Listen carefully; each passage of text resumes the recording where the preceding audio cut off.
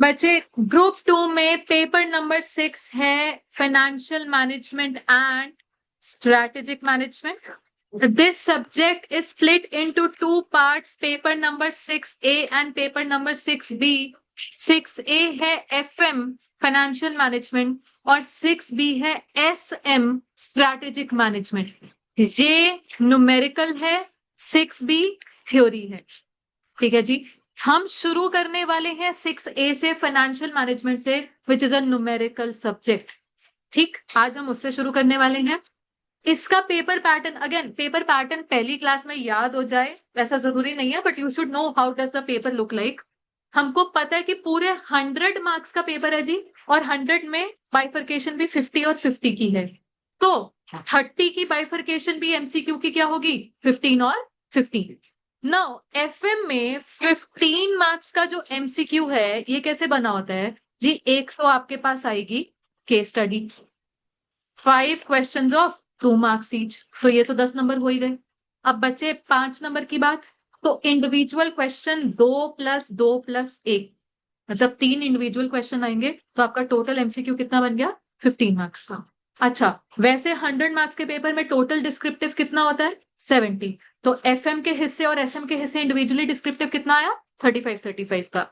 FM में descriptive कैसे बना हुआ है 35 मार्क्स का, ध्यान से देखिए. अगेन क्वेश्चन नंबर 1 कंपल्सरी रहेगा, कैरिंग 15 मार्क्स, 5 + 5 + 5, 3 न्यूमेरिकल क्वेश्चन यहां पर आपको देखने को मिलेंगे. उसके बाद आपको क्वेश्चन नंबर 2, 3 और 4 ये 10 मार्क्स ईच के होंगे. अटेम्प्ट 3 में से कोई 2 ही करने हैं. तो आप देख सकते हैं बन गया आपका 35 मार्क्स का पेपर. 15 मार्क्स का तो कंपल्सरी था ही, 10-10 के 2 और क्वेश्चन करने हैं. अब fourth question is going to be a complete theory question. इसकी बाइफर्केशन 4 + 4 + 2 की रहती है, तीनों क्वेश्चन थ्योरी के मिलेंगे. बाकी के 2 क्वेश्चन में अब देखो ध्यान से, पहली बात तो एक इकलौता क्वेश्चन 10 नंबर का आ जाए, ये भी चांस है, या 6 + 4, 8 + 2, 7 + 3, 5 + 5, कोई भी कॉम्बिनेशन बना लो. और इसमें से भी एक छोटू सा थ्योरी क्वेश्चन आने की पॉसिबिलिटी है, जरूरी नहीं है. कई बार ऐसे पंगे ले लेता है, 2 नंबर का डाल दिया या 4 नंबर का थ्योरी डाल दिया. बट मेजोरिटी क्वेश्चन नंबर 2 और 3 क्या रहेंगे, न्यूमेरिकल न्यूमेरिकल न्यूमेरिकल. ठीक है, प्योर थ्योरी क्वेश्चन तो चौथा है ही है, जिसको आप चॉइस में छोड़ने का चांस है अगर न्यूमेरिकल आता है. So again, FM being a 50 mark subject, majority of it is going to be numerical subject only. अब डिस्कस करते हैं फाइनेंशियल मैनेजमेंट क्या होता है जी. What is this subject all about. पूरा नाम है फाइनेंशियल मैनेजमेंट. इसमें से अभी वर्ड फाइनेंशियल भूल जाओ, मैनेजमेंट वर्ड है, ये भी आपके लिए कोई नया वर्ड तो है ही नहीं. पूरी 12वीं क्लास का एक पूरा सब्जेक्ट था मैनेजमेंट. अब मेरे को बताओ मैनेजमेंट की डेफिनेशन, एनीवन, या 5 फंक्शंस ऑफ मैनेजमेंट बताओ चलो.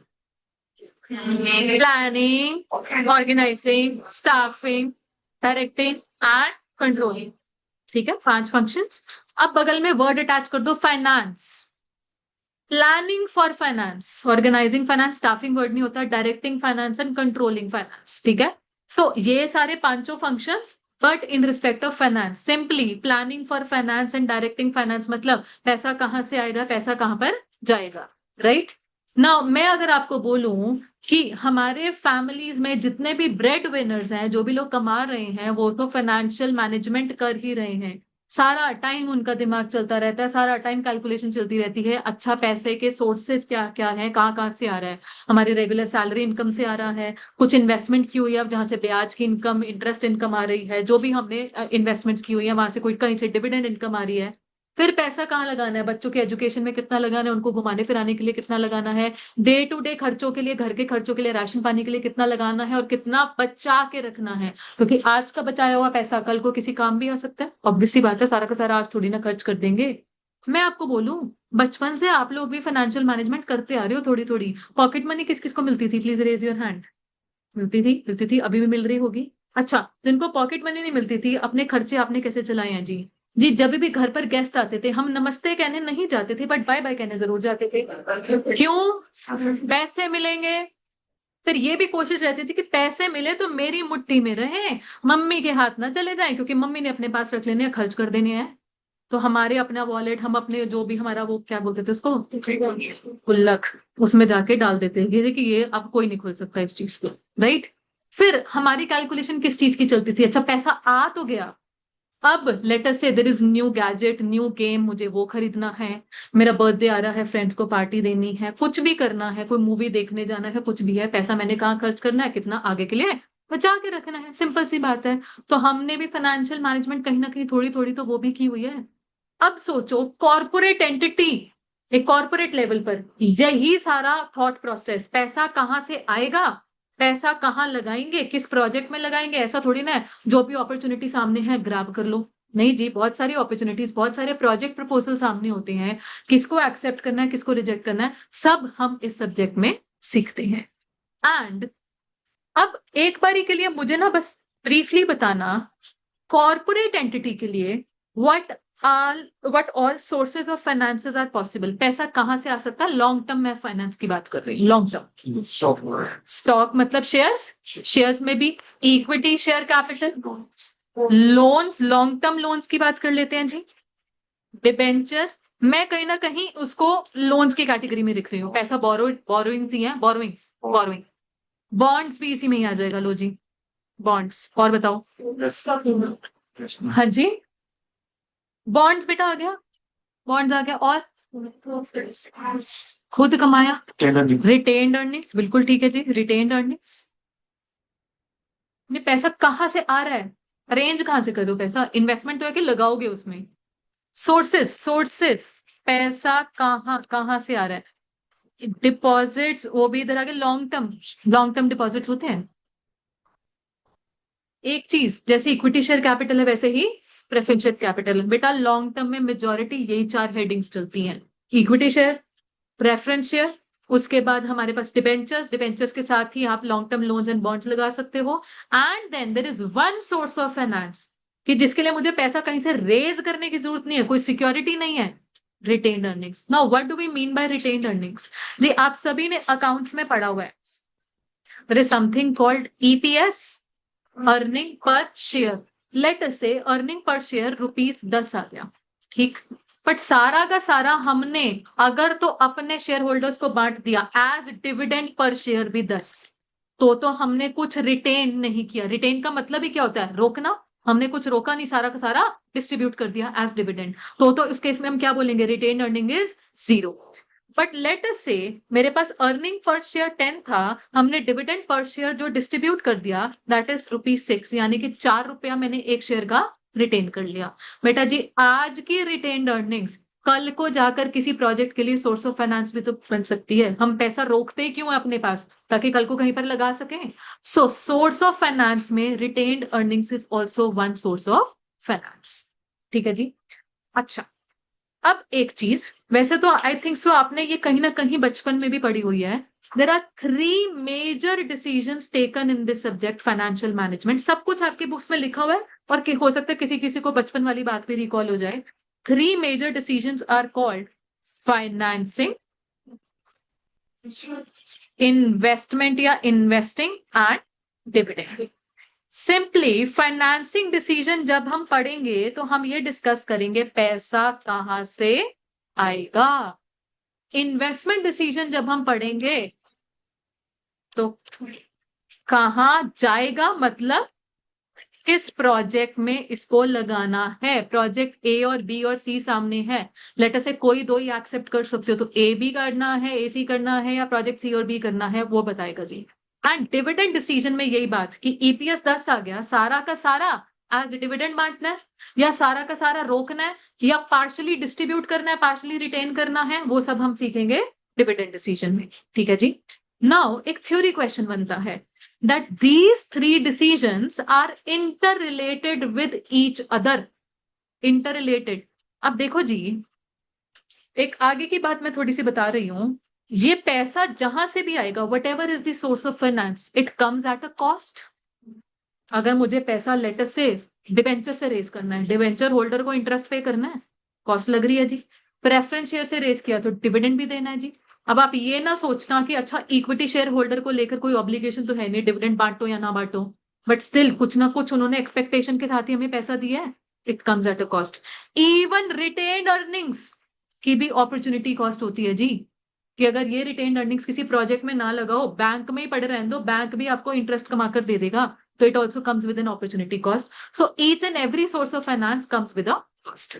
लेट अस से मेरे फाइनेंसिंग डिसीजन ने मुझे बताया कि जी ना पैसा ना डिबेंचर से आएगा, एंड डिबेंचर की मुझे कॉस्ट पड़ रही है एनुअल 8%, मुझे मतलब मुझे 8% लेटर से एनुअल इंटरेस्ट देना है। ठीक। Now I want to ensure कि ये पैसा जो मैंने डिबेंचर से रेस किया ऐसे प्रोजेक्ट में लगे जो कम से कम 8% की कमाई करके दे। अगर सामने वाला प्रोजेक्ट करके ही 5% की कमाई करके दे रहा है, अर्निंग ही 5% की है, तो क्या ऐसा इन्वेस्टिंग डिसीजन लोगे? इन दी फर्स्ट प्लेस पैसा भी नहीं रेज करोगे। तो कहीं ना कहीं फाइनेंसिंग डिसीजन डिपेंड हो गया इन्वेस्टमेंट डिसीजन के ऊपर। मेरी इन्वेस्टमेंट सामने 5% की आ रही है, मैं क्यों फाइनेंसिंग करूंगी 8% पर? राइट। सो अब लेट अस से मेरे पास कोई ऐसी अपॉर्चुनिटी है जिसमें दो ऑप्शन है कि एक 5% दे रहा है और एक 12% दे रहा है। अब बताओ कौन सा प्रोजेक्ट एक्सेप्ट करोगे? 12। तो क्योंकि मुझे पता है मेरी फाइनेंसिंग 8% पे हुई है, तो इन्वेस्टिंग डिसीजन बेस्ड हो गया फाइनेंसिंग पर। एंड एक और चीज, आज का लिया हुआ डिविडेंड डिसीजन, मतलब आज कितना पैसा, कितना डिविडेंड बांटना है, कितना रिटेन करना है, आज का लिया हुआ डिविडेंड डिसीजन कल के फाइनेंसिंग डिसीजन पर इंपैक्ट डाल सकता है। बिकॉज वी ऑल नो यहां से जो पैसा रिटेन्ड होता है that is called retained earnings. So retained earnings is a possible source of finance for future investment decisions.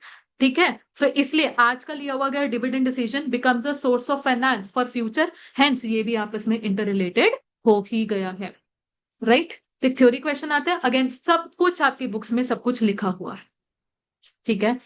Introductory तौर पर जो मुझे बिल्कुल मेन मेन कोर चीजें आपको बतानी है, सिर्फ मैं उनकी बात करूंगी। मैं पूरा इंट्रोडक्शन चैप्टर आज थ्योरी डिस्कस नहीं कर रही हूँ, जो आगे के लिए न्यूमेरिकल कॉन्सेप्ट के लिए रेलिवेंट है सिर्फ वही बता रही। इंडेक्स की तरफ एक बार जाना, और भी वैसे तो बातें करनी है, इंडेक्स की तरफ एक बार जाना बेटा। इंडेक्स, हाँ जी, मिल गया सभी को इंडेक्स?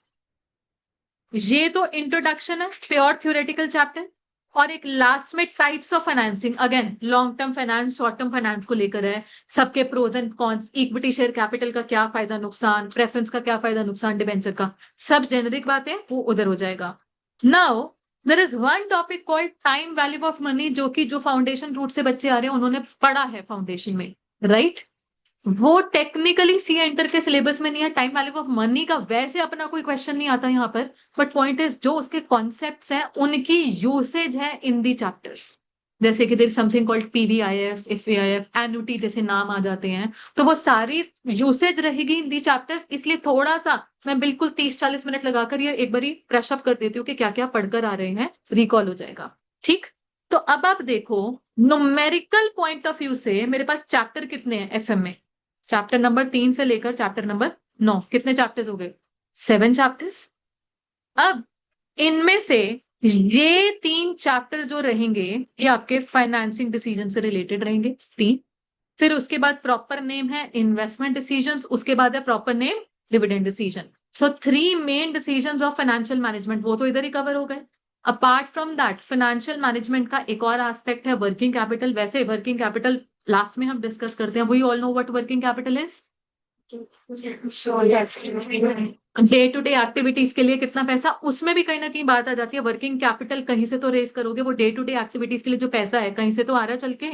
और कितनी वर्किंग कैपिटल रखनी है, हाई रखनी है, लो रखनी है, तो वो भी बात डिस्कस होगी। एंड फाइनेंशियल मैनेजमेंट में कहीं ना कहीं आ जाता है for the purpose of control, क्योंकि मैनेजमेंट वर्ड में एक कंट्रोल फंक्शन है, रेशोज निकालना। जब आप रेशो निकालेंगे और फिर अपनी ही कंपनी का पिछले साल का डेटा उठाएंगे, कंपैरिजन करेंगे, तो पता चलता है ट्रेंड्स इस साल, डिड वी गो रॉन्ग और डिड वी गो राइट, क्या अच्छा हुआ इस साल, क्या बुरा हुआ। या इंडस्ट्री कंपैरिजन करते हैं, इंडस्ट्री में लेटेस्ट से प्रॉफिटेबिलिटी 16% है, मेरी 12% आ रही है तो कम आ रही है, वो रेशो चैप्टर बताएगा, कंट्रोल फंक्शन से रिलेटेड है चीजें। ठीक है, तो न्यूमेरिकल पॉइंट ऑफ व्यू से I have only and only 7 chapters. Right. Now अभी भी इंट्रोडक्टरी में कुछ और बात भी करनी है आपके साथ। हमने ये तो देख लिया कि डेफिनेशन क्या है सब्जेक्ट की, हमने ये भी ब्रीफली देख लिया कि पढ़ना क्या है, बट क्यों, वाई दिस सेपरेट स्टडी और why this separate subject financial management? क्यों सोचना पैसा कहां से आएगा, क्या फर्क पड़ता है, कहीं से भी ले आओ। क्यों सोचना है पैसा कहां जाएगा, किसी भी प्रोजेक्ट में लगा दो। क्यों, वाई? मैक्सिमाइजेशन किसकी? Wealth maximization. अच्छा, आपने पढ़ा हुआ है क्या ये 12th में? बट वेल्थ मैक्सिमाइजेशन तो आपने ज्यादा बता दिया। सबसे पहले दिमाग में क्या आता है? प्रॉफिट। बचपन में पढ़ा था, a business exist to earn profit. Business चलाना मतलब प्रॉफिट कमाना। हेंस फाइनेंशियल मैनेजमेंट कर लो ताकि बिजनेस के प्रॉफिट मैक्सिमाइज कर सको। सो इनिशियली जब ये सब्जेक्ट डेवलप हो रहा था, profit maximization was the objective of this discipline of this study, right? But धीरे धीरे profit maximization as an objective में कुछ कुछ लिमिटेशंस आने लगी, जिसकी वजह से प्रॉफिट मैक्सिमाइजेशन को एक इनफीरियर, एक छोटा कॉन्सेप्ट माना गया। As compare to that now wealth maximization को सुपीरियर कॉन्सेप्ट माना जाता है। Let's discuss profit maximization as a concept में कमियां क्या क्या है। जी, पहली बात तो this concept, the word profit अपने आप में एक वेग टर्म है। प्रॉफिट बोल देना, अर्निंग्स बोल देना, क्योंकि मेरे लिए अर्निंग्स या प्रॉफिट का मतलब प्रॉफिट आफ्टर टैक्स हो सकता है। मैंने तो बस वर्ड यूज कर लिया प्रॉफिट, दिमाग में मेरे पैट चल रहा है। बट कोई और कंपनी सामने बैठी है, उन्होंने भी वर्ड प्रॉफिट यूज कर लिया, बट उनके लिए पैट नहीं, उनके मन में ना प्रॉफिट ऑपरेटिंग वाला चल रहा है। ऑपरेटिंग प्रॉफिट ना ईबीआईटी का दूसरा नाम है, लिखवा दूंगी या लिखा भी होगा बुक में। ईबीआईटी चल रहा है, वो भी तो एक प्रॉफिट ही होता है जी, अर्निंग्स ही होती है, राइट? तो प्रॉफिट वर्ड अपने आप में वेग है, पहली बात तो। दूसरी चीज, it is something which can easily be manipulated और कुक्ड। मतलब ये बुक की फिगर होती है, and books can be manipulated, books can be cooked. मैं आर्टिफिशियली अपना प्रॉफिट हाई दिखा सकती हूँ to justify my existence to my stake holders. मैं equity share holders, ultimate owners of the company और इक्विटी शेयर होल्डर, उनको खुश रहने के लिए, सेटिस्फाई रहने के लिए, देखो company is doing so good, वो तो मैंने अपनी बुक्स जो है मैनिपुलेट कर ली। It can easily be manipulated, हो सकता है ये, ठीक है जी। Now it ignores the concept of time value of money. कैसे? लेट अस से मेरे सामने ना दो प्रोजेक्ट के प्रपोजल्स हैं, प्रोजेक्ट एक्स एंड वाई। दोनों की लाइफ जो है लेट अस से 5 साल है। तो ईयर 1 2 3 4 5 में प्रॉफिट इन्होंने जनरेट करना है लेट अस से 1 लाख, 2 लाख, 3 लाख, 4 लाख, 5 लाख। टोटल प्रॉफिटेबिलिटी बताना बेटा। 15 लाख। और प्रोजेक्ट वाई ने ईयर 1 में जनरेट करना है 5 लाख, 4 लाख, फिर 3 लाख, फिर 2 लाख, फिर 1 लाख। टोटल इसका भी हो गया 15 लाख। ना going by the concept of profit maximization, आपने तो ये बोल देना है दोनों ने तो सेम प्रॉफिट देना, टोटल 15 लाख और 15 लाख, हेंस न्यूट्रल हो जी, कोई सा भी उठा लो, ठीक है। बट अगर हम प्रॉफिट मैक्सिमाइजेशन भूलकर किसी और कॉन्सेप्ट पर जाएं तो कोई सा नहीं उठा लो। कौन सा प्रोजेक्ट प्रेफरेबल है ये बताओ। कोई कह रहा है एक्स, कोई कह रहा है वाई। सबसे पहले जिन्होंने एक्स बोला, रीजन बताना why X is better. Profit increase हो रहा है, ये कहते हो कि अब प्रॉफिट बढ़ते रहने चाहिए जी, ठीक है बेटा। प्रॉफिट तब बढ़ते रहने चाहिए when we are talking about a going concern. यहाँ पे मेरा project is coming with a finite life, infinity वाला प्रोजेक्ट नहीं है, 5 साल बाद इसने खत्म हो जाना है। तो मेरे को क्या लेना देना, प्रॉफिट बढ़ता रहे जी, बढ़ता रहे। वो बढ़ते रहने वाली बात यह है कि जब मेरे पास project has an infinite life, right? तो वो लॉजिक भी हट गया। अब जिन्होंने वाई बोला वो कारण बताओ। हाँ जी।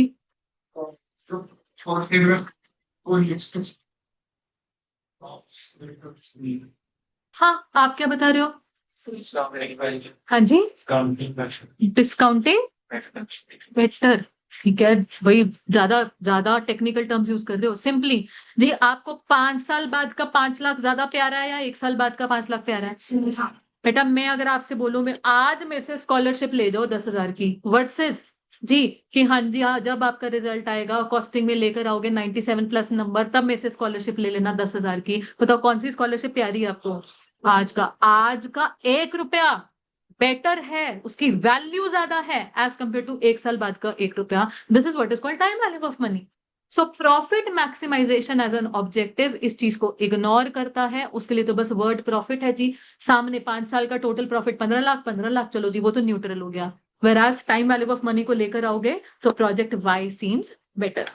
One more limitation, profit maximization ignores risk. I will just give you one example. आपके पास ना दो प्रपोजल्स आ रहे हैं, ए और बी।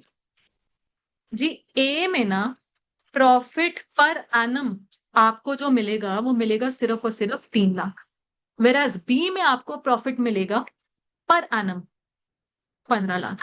सिर्फ इतनी इंफॉर्मेशन है। कौन सा प्रोजेक्ट उठाओगे? बी। अब मैं थोड़ी सी एडिशनल इंफॉर्मेशन देने वाली हूँ। जो प्रोजेक्ट ए सेटअप होगा ना अपना, यही बत्ती यहीं पे खड़ा है, यहाँ पे सेट होगा, ठीक है। और मैं प्रोजेक्ट भी बता रही हूँ कि ये जो 15 लाख है ये कन्वर्टेड इनटू INR है। वैसे प्रोजेक्ट सेट होना था ईरान, ठीक है। अब बताओ, जाओगे ईरान? जी 15 लाख को लेकर क्या है पता ही नहीं, पहले दिन ही जाओ। कुछ नहीं पता, फैक्ट्री फुक्ट्री तो सेट कर ली, एक दिन भी नहीं रहने वाली, कुछ नहीं पता, इतना रिस्की एरिया इस टाइम पर वो, राइट। तो बट खाली प्रॉफिट के पीछे पड़ोगे नहीं, 15 लाख 15 लाख दौड़ो ईरान, तो फिर कोई पॉइंट नहीं है इस चीज का, ठीक। सो प्रॉफिट मैक्सिमाइजेशन में लिमिटेशन ये भी आ गई कि रिस्क इग्नोर कर दिया, लिमिटेशन ये भी आ गई कि इसने टाइम वैल्यू ऑफ मनी को इग्नोर कर दिया, लिमिटेशन ये भी आ गई कि प्रॉफिट वर्ड का क्लैरिटी नहीं है कि प्रॉफिट मतलब क्या, ये भी लिमिटेशन आ गई that it can easily be manipulated.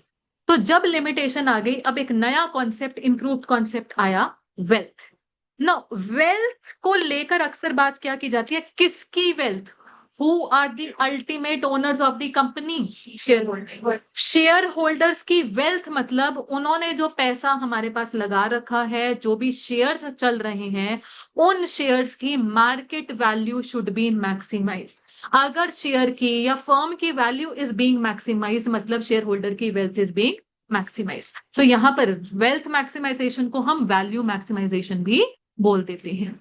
No, value maximization is something जिसको लेकर कुछ भी वेगनेस नहीं है, क्लियर है तो क्लियर है। Market value of equity share एक ही चीज होती है जी, ऐसा नहीं है मेरे मन में कुछ चल रही है आपके मन में कुछ चल रही है। जैसे प्रॉफिट को लेकर था, मेरे मन में पैट चल रहा है आपके मन में EBIT चल रहा है, ऐसा कुछ नहीं है। One thing, it is absolutely clear thing, one thing. Secondly, it can not be easily manipulated. मैं इम्पॉसिबल टू मैनिपुलेट नहीं बोल रही हूं, मैं डिफिकल्ट टू मैनिपुलेट बोल रही हूँ। कि चलो बुक्स रिकॉर्ड मैनिपुलेट करना आसान काम है, market value of equity share की एक आम इंसान के बस की बात नहीं है जी, बहुत सारी तिकड़मबाजी लगती है, it is difficult to manipulate, ठीक। तीसरी चीज, it obviously consider the concept of time value of money. Reason being एक शेयर होल्डर ने अगर आज हमारे पास पैसा लगाया, उसके पास एक ऑप्शन ये था कि वो हमारे पास ना पैसा लगाकर लेटर से किसी बॉन्ड वगैरह में लगा लेता, तो उधर उसको भी इंटरेस्ट के हिसाब से मिल रहा था। पैसा लगाया तो टाइम के हिसाब से वो इंटरेस्ट कमा लेता, लेटर से वो इंटरेस्ट कमा लेता 6% पर। वो चाहेगा कि उसके शेयर की वैल्यू अप्रिशिएट मोर देन 6% तो करे, उसने बॉन्ड में सेफ एसेट में पैसा नहीं लगाया, हमारे पास लगाया है, तो डेफिनेटली वैल्यूज गोज अप। तो कहीं ना कहीं उसमें टाइम वैल्यू ऑफ मनी अपने आप कैप्चर हो जाती है, टाइम वैल्यू ऑफ मनी का प्रॉपर ध्यान रखा जाता है। एंड ऑल्सो जी, लेटर से किसी भी कंपनी ने गलत डिसीजन ले लिया, उन्होंने ईरान वाला प्रोजेक्ट एक्सेप्ट कर लिया। सोचो आज एक कंपनी बोल रही है, खबर आ गई आपके पास कि ये कंपनी ना फैक्ट्री सेटअप करने वाली है अभी 1 महीने बाद ईरान में जाके, क्या होगा? क्या होगा? शेयर होल्डर्स को लगेगा ये क्या कर रही है, भागो यहां से। उन्होंने फटाफट अपने शेयर्स बेच देने हैं, लिक्विडेट कर देने हैं। जहां सारी शेयर होल्डर्स अपनी होल्डिंग लिक्विडेट करेंगे, शेयर्स बेच देंगे, तो क्या होगा? मार्केट वैल्यू गिरेगी। तो the objective of value maximization is going to fail उस केस में। तो कोई भी कंपनी ये तो चाहेगी नहीं। तो हमेशा अगर वैल्यू मैक्सिमाइजेशन हमारे दिमाग में अल्टीमेट ऑब्जेक्टिव है, तो फैसले भी वैल्यू मैक्सिमाइजेशन के हिसाब से लिए जाते हैं कि अल्टीमेटली शेयर होल्डर हमेशा खुश रहे। ठीक है जी, ये इंट्रोडक्टरी सारी बात समझ में आ गई, ये टर्म समझ में आ गई। ऑल राइट है जी। Now starting with the chapter, देखिएगा हम सबसे पहले ना ये वाला चैप्टर पढ़ेंगे, फाइनेंसिंग डिसीजन लीवरेजेस से। तो please open chapter number 4 in your books.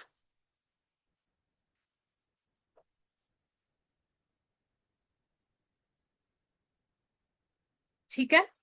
Now एक चीज, before I start with the proper discussion of this subject, बच्चा आज से ही कुछ चीजों का ध्यान आपने रखना है। फर्स्ट ऑफ ऑल, आप में से कौन कौन लोग हैं जो कि ऑलरेडी थोड़ा बहुत इन्वेस्ट कर रहे हैं, be that mutual funds, be that shares, आप कर रहे हो और आप लोग कर रहे हो, आप लोग कर रहे हो। How is the portfolio doing these days? देखा खोल के? लॉस है? मत खोल के देखना भाई, मैंने अपने 2-3 महीने क्या 6-7 महीने हो गए, ऊपर नीचे कुछ भी चली जा रहा है, ठीक है। सभी को एडवाइस है, अगर रिसोर्सेज है, महीने का 500 रुपया भी है ना, उसकी SIP लगा दो, बट थोड़ा बहुत इन्वेस्टिंग शुरू कर दो। अब आपको थोड़े बहुत फंडामेंटल्स नहीं भी समझ में आते, जिस पर्टिकुलर कंपनी के शेयर में पैसा लगा रहे हो थोड़ा सा उसके फाइनेंशियल्स ही खोल के देख लो, आइडिया लग जाता है। अगर अगर आपने गलत डिसीजन भी लिया तो आपको पता चल जाएगा क्यों गलत डिसीजन लिया। हर महीने का क्वार्टरली रिजल्ट आता है, ऊपर नीचे चीजें चलती रहती हैं, एटलीस्ट आपको पता चल जाएगा कि कौन सी कंपनी सही होती है, कौन सी इंडस्ट्री सही होती है। छोटी अमाउंट से शुरू करोगे, गलतियां करोगे, गलतियों से ही सीखोगे, लॉन्ग रन में होगा। देर इज नो मेंटोर और नो कोर्स जो कि आपको 10 दिन के अंदर स्टॉक मार्केट सिखा सके। ऐसे इन्वेस्ट करते हैं या ऐसे प्रॉफिट्स इंश्योर करते हैं। इन्वेस्ट करना तो कोई भी सिखा देगा, डीमेट अकाउंट ही तो खोलना है, वो तो कहीं भी मोबाइल में सब कुछ हो जाता है जी, at a click. But point is कि अच्छा श्योर शॉर्ट प्रॉफिट यहां से आएंगे, श्योर शॉर्ट रिटर्न, ये इतना परसेंट रिटर्न, जी वो सारी रिस्क वाली चीजें होती हैं। बेटर है कि एक well informed knowledge based decision लो। वो नॉलेज भी कैसे आती है, थोड़ा बहुत कर करके ही आती है जी, ऐसा नहीं है कि बस पढ़ते जाओगे कहीं से तो रिसर्च करके आएगी, ठीक।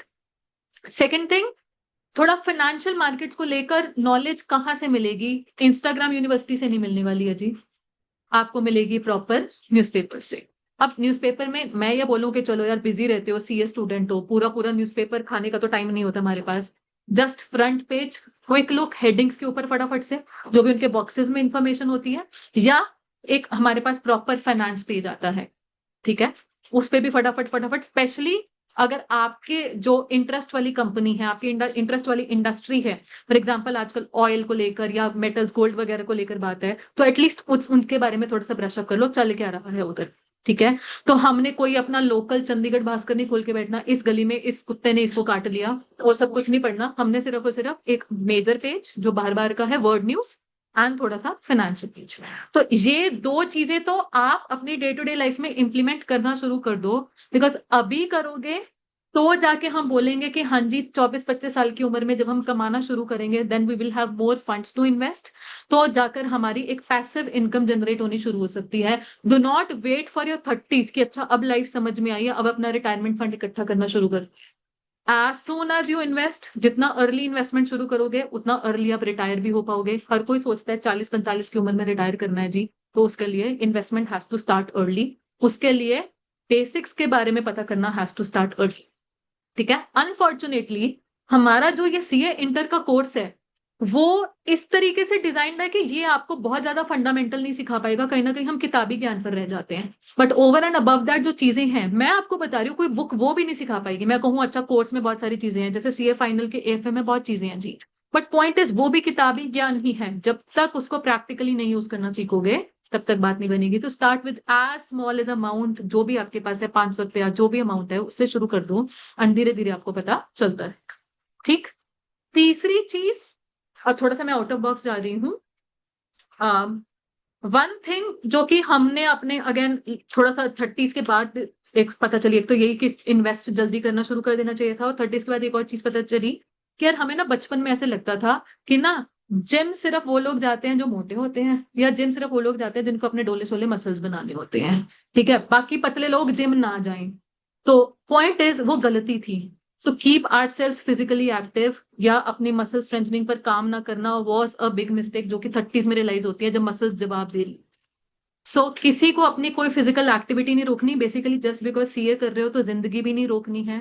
जिंदगी रोकने के लिए लास्ट का 1-1.5 महीना होता है पेपर से पहले, उसके पहले you guys need to ensure on a daily basis you are taking care of your physical health. शाम आपके पास जो रखी हुई है वो ठीक है, होमवर्क करना है, घर जाकर रेस्ट भी करना है, क्लासेस को जो भी आज किया उसको रिवाइज भी करना है, बट आधा घंटा, पौना घंटा, 1 घंटा जिम के लिए, या normal start with a simple walk, running, कुछ भी कर लो, जो भी आपके पॉसिबल है आपके लिए वो कर लो, but keep yourself physically active. हमको यहाँ पर तो क्लासरूम में बंद है, घर जाके हम अपने आप को कमरे में बंद कर लेंगे, फिर बाद में ये चीजें इम्पैक्ट कर रही हैं, ठीक है। तो इन चीजों का प्लीज ध्यान रख लो, वो रिग्रेट्स नहीं होने चाहिए, क्योंकि इंटर करोगे, इंटर के बाद क्या हो जाएगा, आर्टिकलशिप शुरू हो जाएगी, फिर कहोगे जी अच्छा ऑफिस आवर्स होते हैं, थक जाते हैं, टाइम नहीं मिलता, फिर उसके बाद फाइनल आ जाएगी, life will keep going on, final के बाद फिर कहोगे नौकरी लग गई। तो यार जिंदगी तो ऐसे रुकने नहीं वाली है ना, जिंदगी में जो चीजें आती हैं वो तो करते रहोगे, साथ साथ अपना ध्यान भी तो रखना है। There is no one else जो कि आपके लिए आपकी हेल्थ का ध्यान रख सके। अच्छा खाना पीना तो फैमिली वाले दे देंगे, बट जी खुद उठ के चलना वो तो नहीं कोई आपके बिहाफ पे करके आएगा ना, वो तो आपको ही करना। तो प्लीज कोई भी है, मोटा पतला लंबा चौड़ा जो भी इंसान है, हर एक के लिए फिजिकल एक्टिविटी बहुत बहुत जरूरी है। ये सबक ले लो हमसे कि जिन नहीं, अभी अभी आप लोग यंग लोग हो, कोई फर्क नहीं पड़ता, 30 साल के बाद पता चलता है। ठीक है, चलो now coming back to the topic, हमारा चैप्टर है जी लीवरेजेस। बुक में जो मर्जी है, पहले कॉपी खोलो।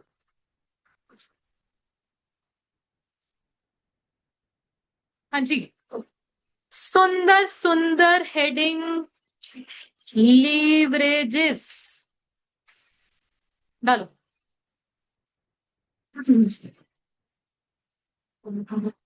हाँ जी,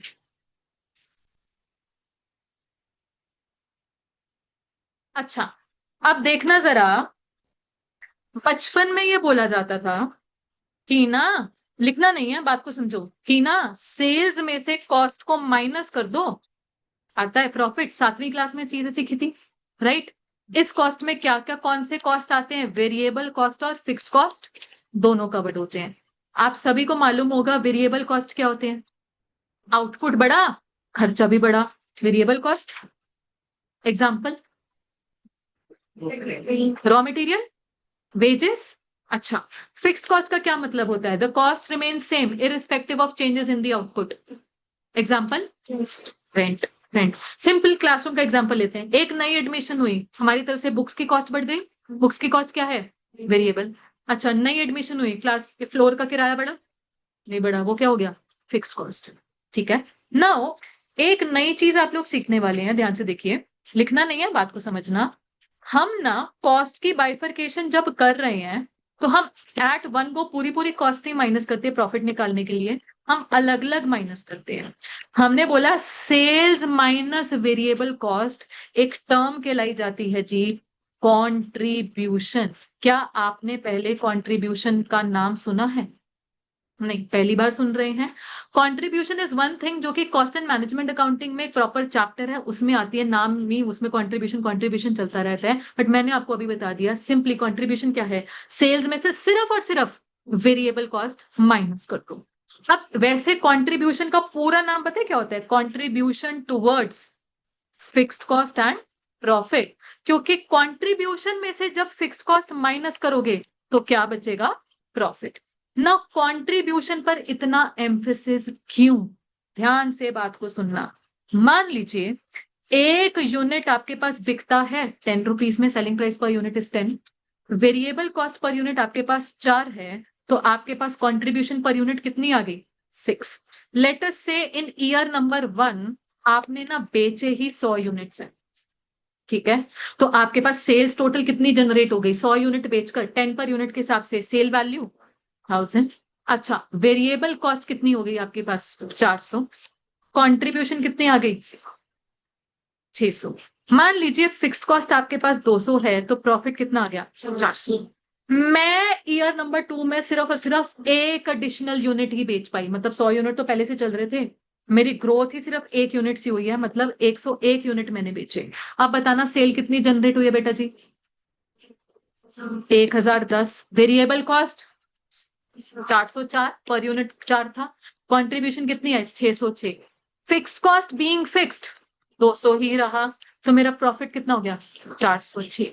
सो पॉइंट इज, एक यूनिट फालतू बिका तो 6 रुपए की फालतू कंट्रीब्यूशन आ गई, और 6 रुपए की फालतू कंट्रीब्यूशन ने प्रॉफिट भी में भी कंट्रीब्यूशन डाल दी, कितने की, 6 रुपए की। सो बेसिकली ये बोला जाता है कि कंट्रीब्यूशन का काम है कि पहले तो जी फिक्स्ड खर्चे पूरे करवाओ। अब ईयर नंबर 1 में पहले से फिक्स्ड खर्चे पूरे तो हो ही रहे थे, कवर्ड ही थे, बच ही रहा था, उल्टा जो बच रहा है उसको हम प्रॉफिट बोल रहे हैं। जब फिक्स कॉस्ट पूरा हो गया उसके बाद जो बचता है वो प्रॉफिट होता है, तो ultimately more contribution leads to more profit. इसलिए even in cost accounting also हम सीखने वाले एक चैप्टर में कि प्रॉफिट मैक्सिमाइजेशन पर फोकस नहीं करना, कंट्रीब्यूशन मैक्सिमाइजेशन पर फोकस करो, because when contribution is maximized automatically profit is maximized. ठीक है जी, तो कंट्रीब्यूशन एज अ कॉन्सेप्ट आपको क्लियर हो गया, simply what it is called, sales minus variable cost. क्योंकि इस पर ही फोकस है, एक यूनिट फालतू बिका तो फालतू सेल्स होंगी, फालतू वेरिएबल कॉस्ट होगा, फालतू फिक्स कॉस्ट तो नहीं होने वाला ना, तो फिक्स कॉस्ट को रेजिडुअल फिगर बोल दिया जाता है जी, फोकस है कंट्रीब्यूशन मैक्सिमाइजेशन पर करो, फिक्स कॉस्ट तो अपने आप ही रिकवर होते रहते हैं। ठीक है जी, ओके। नाउ अब आपने कॉपी में प्रॉपर मेरे साथ साथ एग्जाम्पल लिखना है। एग्जाम्पल, हम बनाने वाले हैं income statement. Income statement particulars year 1 and year 2, number of units sold, यहां पर लिखिए 1000 और इधर 1100। फिर लिखिएगा sales at the rate 10 per unit, sales at the rate 10 per unit. हाँ जी, कितनी कितनी हो गई? 10,000 and 11,000 minus variable cost at the rate 2 per unit, 2,000 और 2,200। तो सेल्स माइनस वेरिएबल कॉस्ट करके आपके पास क्या आया? कंट्रीब्यूशन।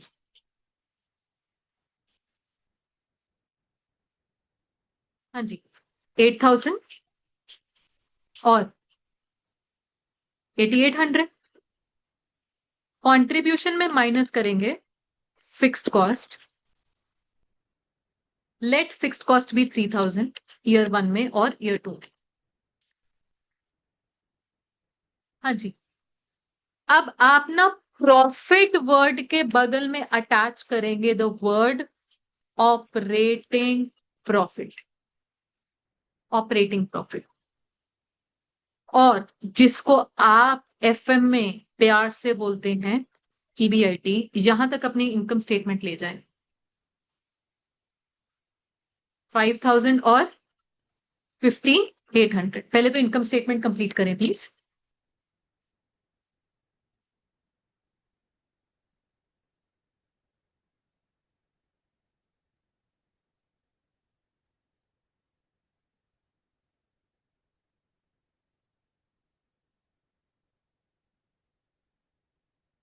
हाँ जी,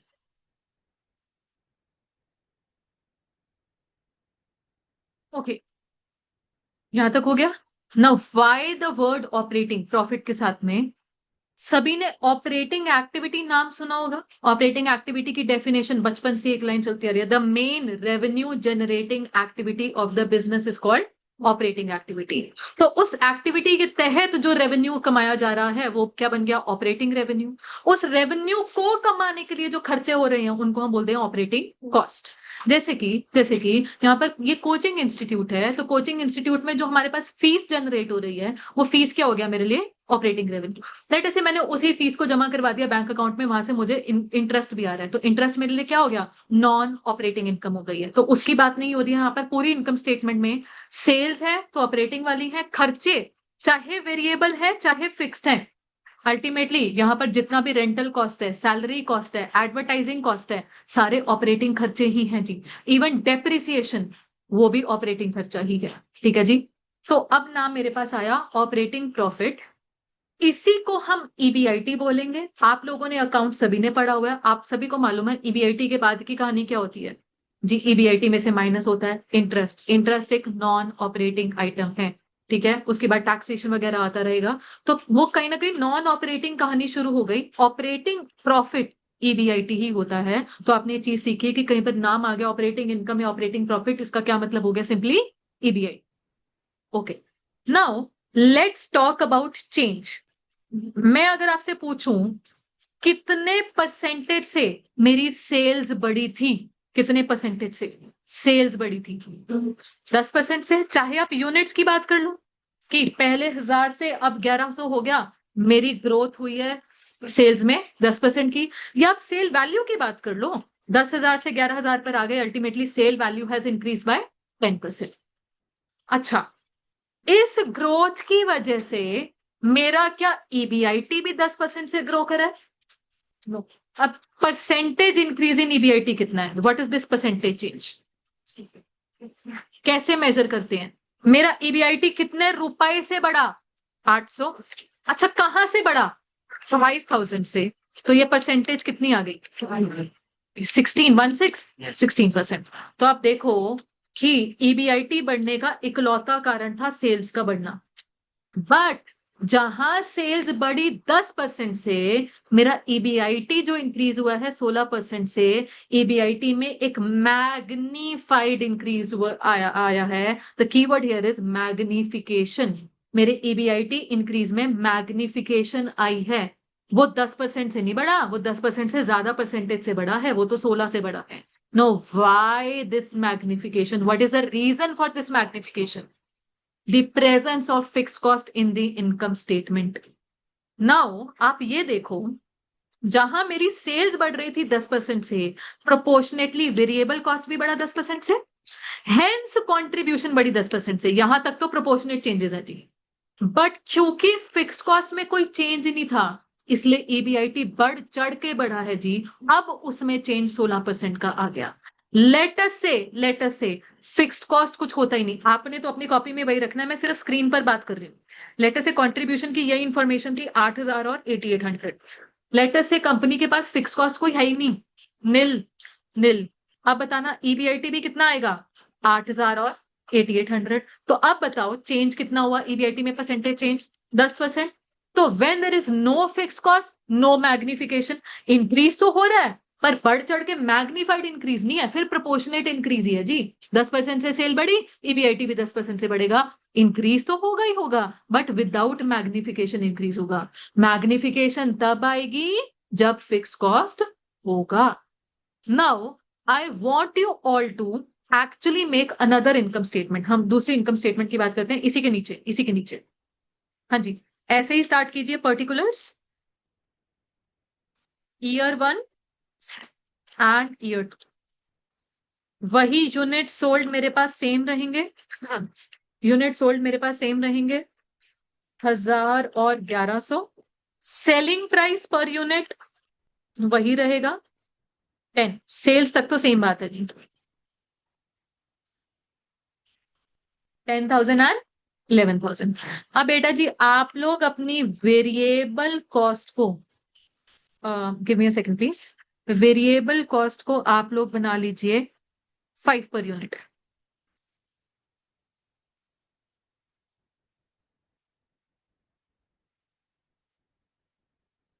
नहीं नहीं नहीं, रुक जाओ रुक जाओ रुक जाओ। वेरिएबल कॉस्ट को बना लो 1 per unit, 1 per unit. Variable cost को 1 पर यूनिट बना लो।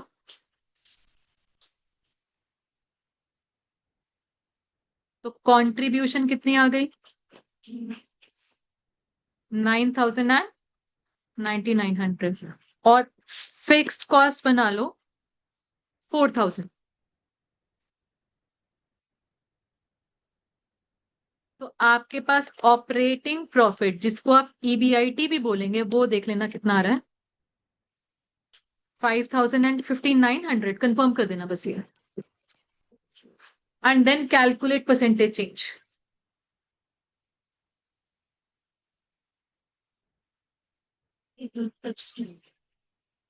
18%।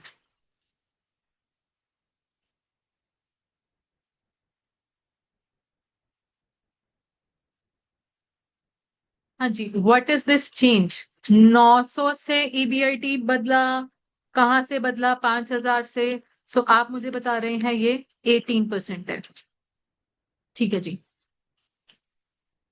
और सेल्स में इंक्रीज कितना था? वही 10%। इधर मैग्निफिकेशन ज्यादा हुई। पहले कंप्लीट करो फिर बात करते हैं।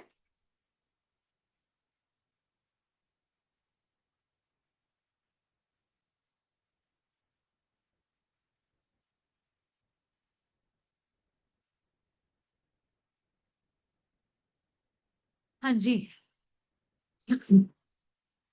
Now, what is the reason that in this case number 2 magnification is more 18% और केस नंबर 1 में वो 16% ही थी? कारण क्या है? वेरिएबल कॉस्ट कम है या वाइसा वर्सा? फिक्स कॉस्ट ज्यादा है। देखिए, ईयर 1 का रिजल्ट तो केस नंबर 1 में भी ईबीआईटी 5,000 ही था, और इधर भी ईयर नंबर 1 में 5,000 ही है। ठीक है, ओरिजिनल पॉइंट में ईबीआईटी तो सेम ही है। बट जब ईयर नंबर 2 में बात आई, ईबीआईटी बढ़ा, तो केस 2 में ज्यादा बढ़ गया, वो 900 से बढ़ गया 5,000 से। 5,000 से शुरू किया था, मेरा पहले वाले केस में क्या था, वो 900 से नहीं बढ़ा था, 800 से बढ़ा था, मतलब मैग्निफिकेशन तो ज्यादा है जी। Reason being due to presence of fixed cost, more the fixed cost more the magnification. Variable cost की बात नहीं कर रहे हैं हम। कारण क्यों, आप ये देखो जी, अगर सेल्स बढ़ी थी 10% से, तो वेरिएबल कॉस्ट भी तो प्रोपोर्शनेटली बढ़ा, राइट? 10% से कंट्रीब्यूशन भी तो प्रोपोर्शनेटली बढ़ गए 10% से।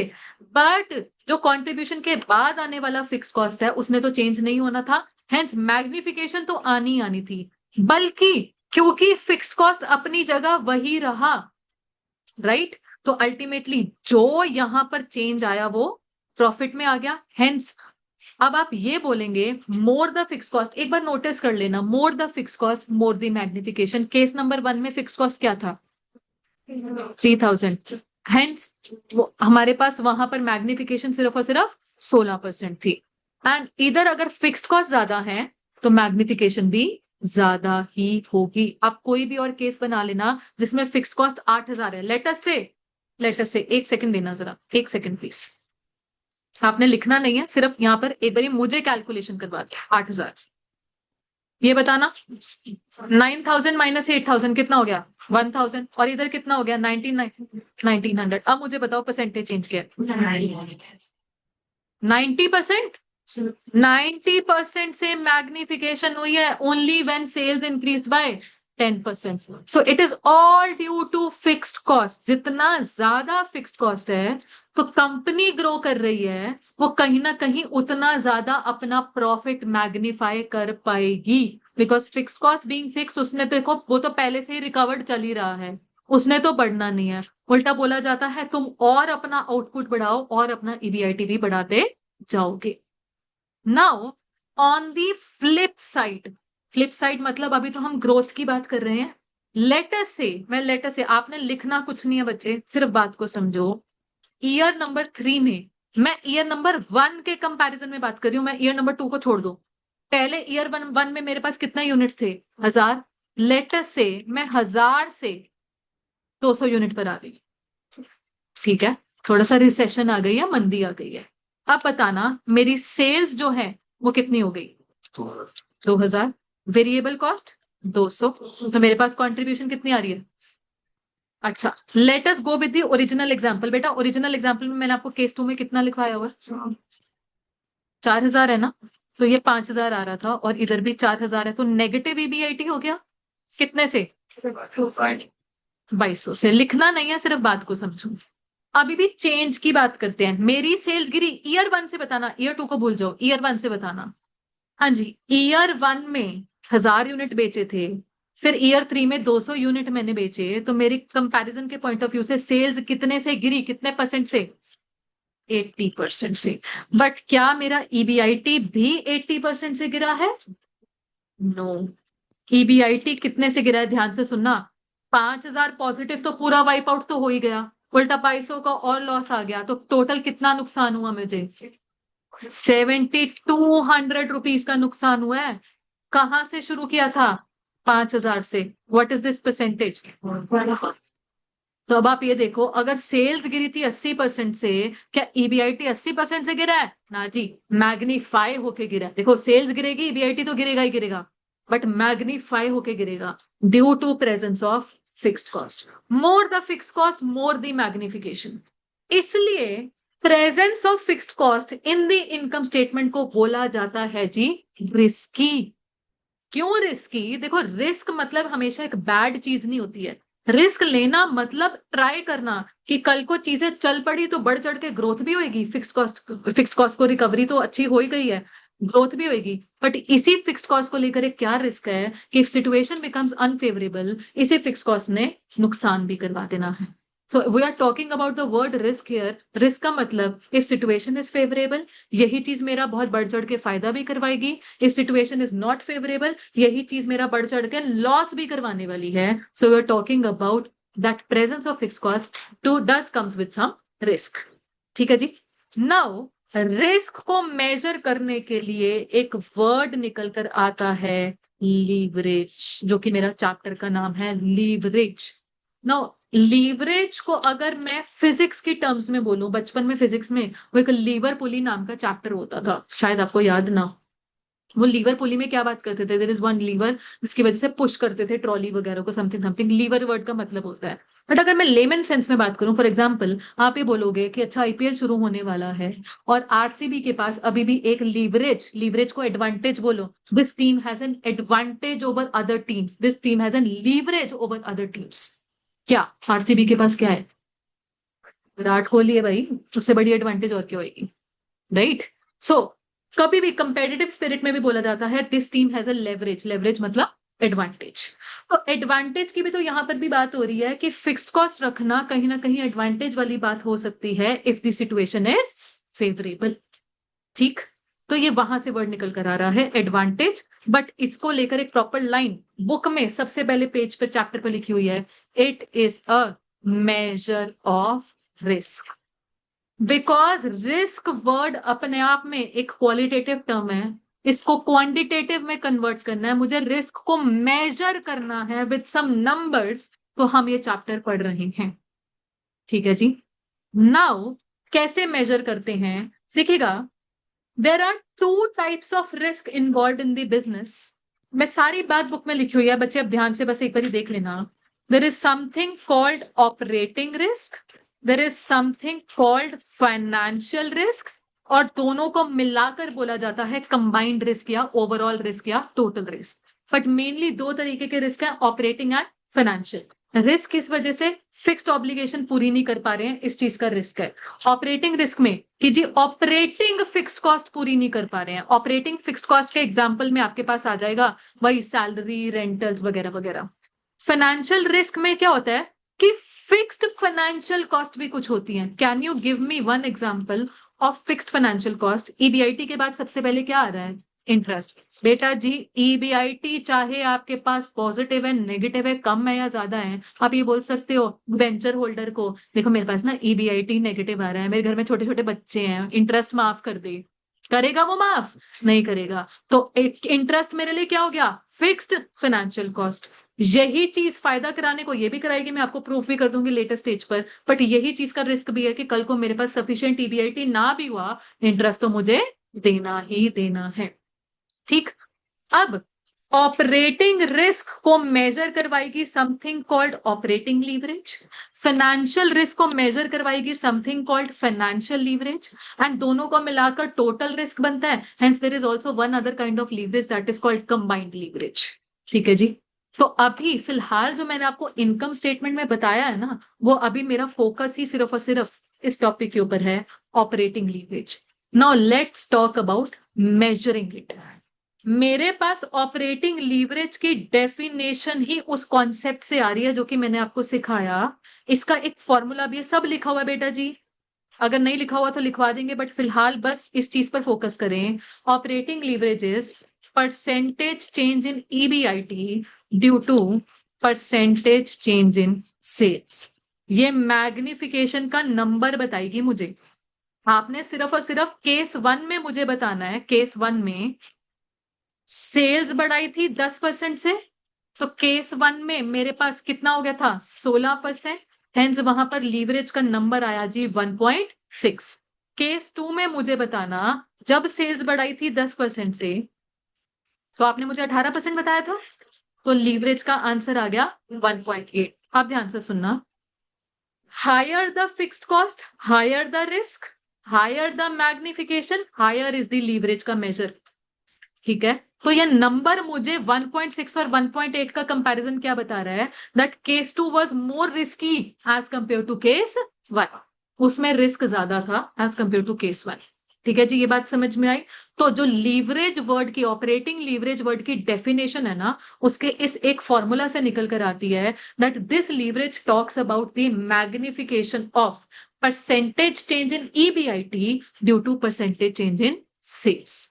ठीक है, नाउ थिंग इज बच्चे, ईबीआईटी तक हम कैसे पहुंचे थे? मेरी इनकम स्टेटमेंट ने मुझे ईबीआईटी तक कैसे पहुंचाया?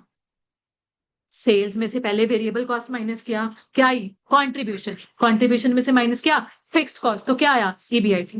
नाउ पॉइंट इज, जब हम इस फॉर्मूला को further and further and further solve करते हैं, तो इसको लेकर एक छोटा एक्सप्रेशन बन जाता है, easier expression, simply contribution upon EBIT. अब पता है क्या, ये डेरिवेशन आईसीआई डिस्कस करता है बट वैसे मतलब की नहीं है। अब मेरे पास चाहे खुला टाइम है, आज पहले ही लेक्चर है, थिंग इज आप लोगों के लिए आज ही कंट्रीब्यूशन एक नया कॉन्सेप्ट है, मैं इस डेरिवेशन में घुसूंगी नहीं। कल को लेटर स्टेज पर when you have better understanding of the concept of contribution, मुझसे डेरिवेशन पूछनी होगी पूछ लेना, बट वैसे मैं कह रही हूँ उसका कोई रोल नहीं है इस सब्जेक्ट में। बट मैं आपको बता रही हूँ, इसी चीज को जब फर्दर रिफाइन करते हैं हम, परसेंटेज चेंज वाले फॉर्मूला को फर्दर रिफाइन करते जाते हैं, तो अल्टीमेटली मैं लास्ट में पहुंच जाती हूँ कॉन्ट्रीब्यूशन अपॉन ईबीआईटी। बहुत जरूरी चीज बेटा, ये परसेंटेज चेंज आपने मेजर कहां से किए थे, what was your original point, year one, year one. अब ईयर वन में मुझे बताना, केस वन में कंट्रीब्यूशन कितनी आ रही थी, year one, year one, case one, 8,000, 8,000। और ईयर वन में ही ईबीआईटी बताना उसी इनकम स्टेटमेंट में 5,000। ये कितना आंसर आ रहा है, 1.6। ठीक है। अच्छा एक दोबारा कंफर्म करते हैं, केस टू में जाओ अगेन, ये 18%, 10% के लिए चेंज आपने मेजर कहां से किए थे, ओरिजिनल इनकम स्टेटमेंट कौन सी थी, ईयर वन की। ईयर वन में कंट्रीब्यूशन कितनी थी केस टू में, 9,000। और फिक्स्ड कॉस्ट कितना था, 5, सॉरी ईबीआईटी कितना था, 5,000। ये कितना आ गया, 1 पॉइंट। तो आंसर तो सेम ही आएगा दोनों फॉर्मूला से, आंसर तो सेम ही आएगा, क्योंकि ये फॉर्मूला बना कहां से है, इसको सॉल्व करते करते ही तो बना है। तो जहां से चेंज मेजर करोगे वहीं पर ही कंट्रीब्यूशन अपॉन ईबीआईटी का फॉर्मूला लगा दोगे, तो you will arrive at the same answer. ठीक। ना बात को और बेटर वे में समझने के लिए we will go to the book, वहां पर हम फिलिंग द ब्लैंक खेलेंगे। आपके सामने है जी case one and case two with separate numerical figures. आप पहले तो बस एक कंप्लीट करो ईबीआईटी तक, मैं परसेंटेज चेंज मांग ही नहीं रही आपसे, मैं आपसे परसेंटेज चेंज मांग ही नहीं रही।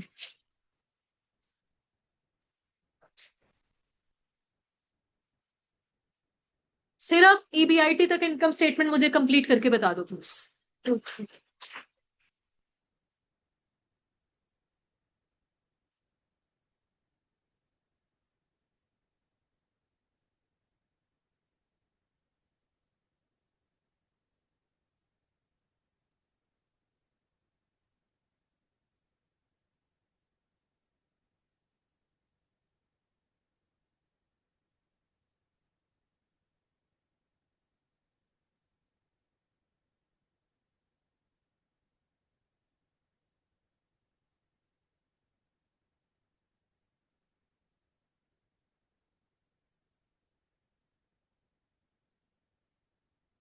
दोनों केस वन और केस टू सेम पेज पर, नीचे केस टू भी मिलेगा।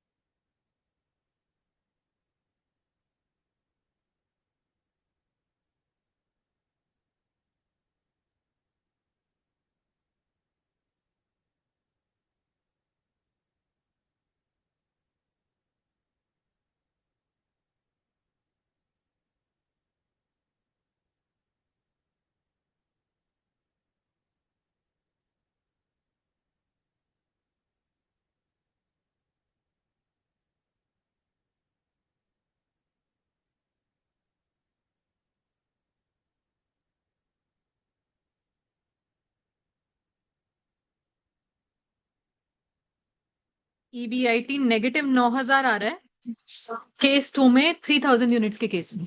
ठीक है जी, ये कंप्लीट करो, जिन्होंने कर लिया ना पहले तो अपनी कॉपी वाले काम में जाओ, जहां पर आपने इनकम स्टेटमेंट बनाई है उसके नीचे पहले तो ये दो फॉर्मूला लिखो, और आंसर्स भी लिख सकते हो केस वन केस टू के, पहले तो एक कॉपी में ये फॉर्मूला लिखो।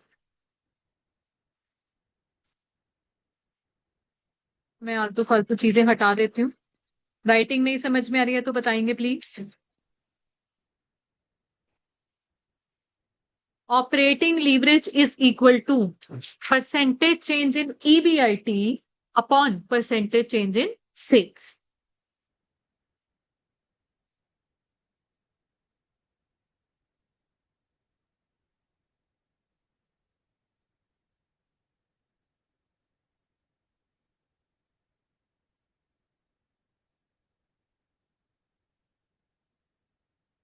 Sales, percentage change in EBIT upon percentage change in sales.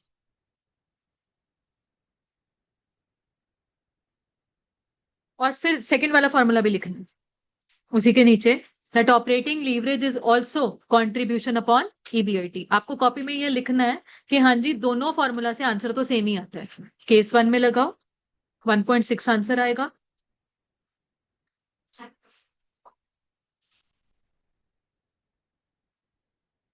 हम्म,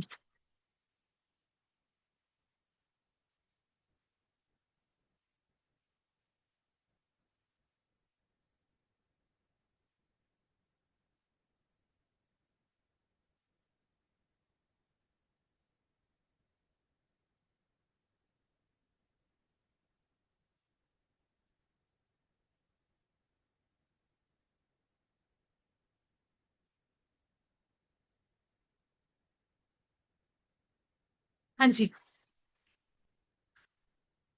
ये लिख लिया कॉपी में। और उसके बाद बुक वाले केसेस में भी लीवरेज कैलकुलेट करते हैं।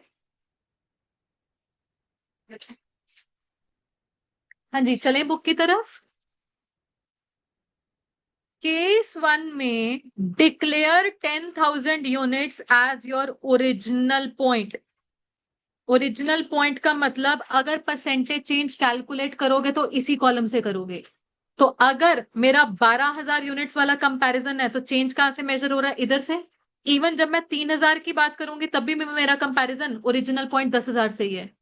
12 और 3 कॉलम नंबर 2 और 3 को कंपेयर नहीं करेंगे, मेरे लिए हमेशा comparison will start from column number 1। ठीक है चलो अब मुझे बताओ कि ये परसेंटेज चेंज कितना है, चाहे आप यूनिट्स की बात कर लो या सेल वैल्यू की बात कर लो। मेरे पास sales has increased by 20%। EBIT कितने से बढ़ा, 10,000 से बढ़ा, कहां से बढ़ा, 40,000। कैलकुलेट करो कैलकुलेटर में, 25%।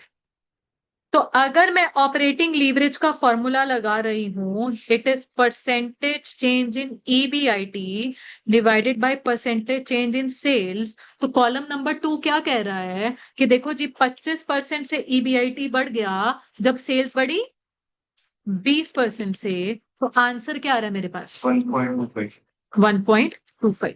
लिख लिया जी percentage change in EBIT upon percentage change in sale. EBIT बढ़ा 25% से जब सेल्स बढ़ी 20% से। ठीक है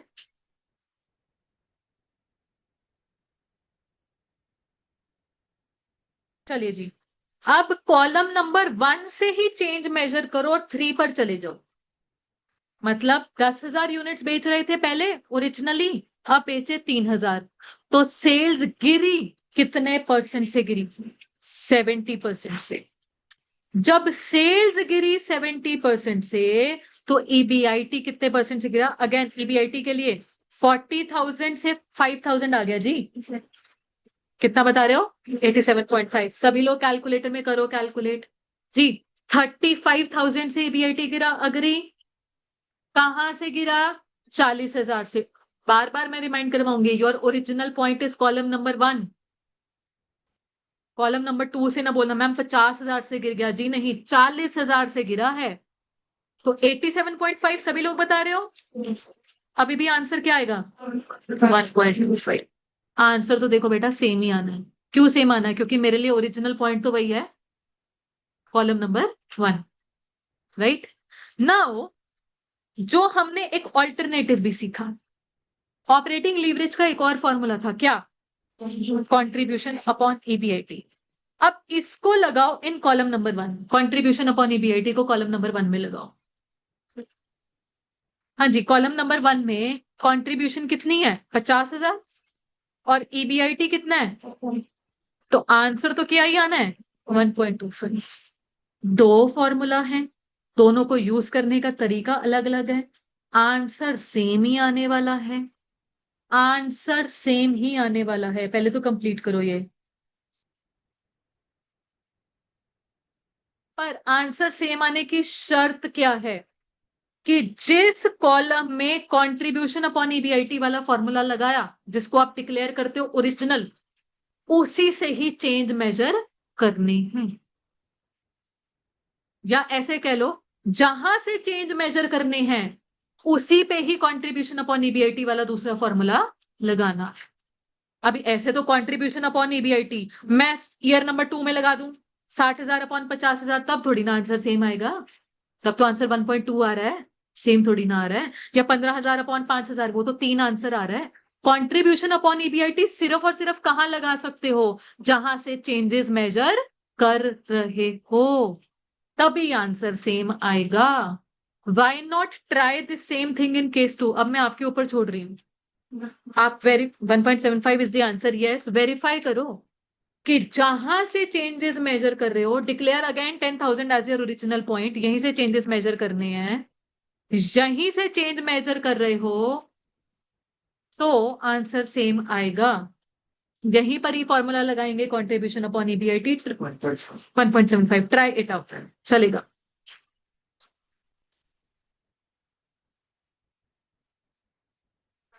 हाँ जी, कंट्रीब्यूशन वाला, कंट्रीब्यूशन का मतलब क्या होता है? हाँ जी,